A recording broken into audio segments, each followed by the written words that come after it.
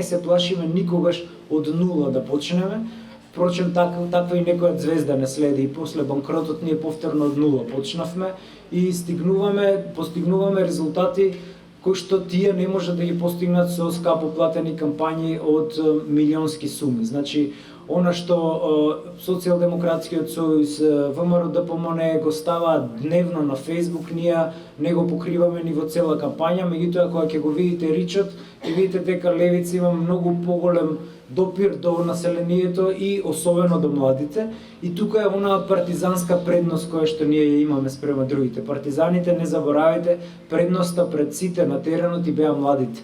Токму тоа го има левица и токму тоа е светлата иднина за левица. Ве охрабрувам на следниве избори да не дозволите да ви искрадат како што не искрадаа на минатите парламентарни.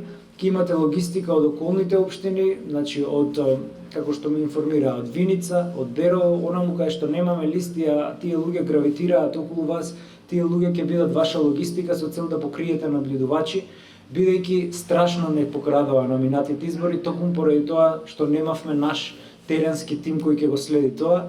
Очигледни се стегите на општество до каде имаат стигнато, посебно помали средини, како што е Делчево. Значи, колку е нашето општество всушност заробено, колку име на луѓето тешко да политички, фактички да се изразат. Значи, од една страна имаме огромен дел на поддржувачи, но да истапат луѓето им е многу тешко затоа што се дели. И од една страна се и врзани со работни места затоа што нашата економија е буквално девастирана и државната економија останува еден од најголемите вработувачи. Од друга страна имаме и други начини на притисоци на закани и слично.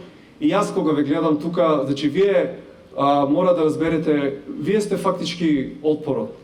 Значи од вас ќе почне се. Неполни 2 месеци излезе јавен повик за вработување на лица во детската градинка Весели цветови и дневен центар за лица со посебни потреби. Се работеше за 8 работни места. Верували или не, потребни квалификации беа наведени емпатија и толерантност. Па прашавме кој е компетентен да ја оценува емпатијата, според која скала како ќе се рангираат пријавените кандидати и која е мерна единица за емпатија. И секако, како што претпоставувате, одговор не добивме.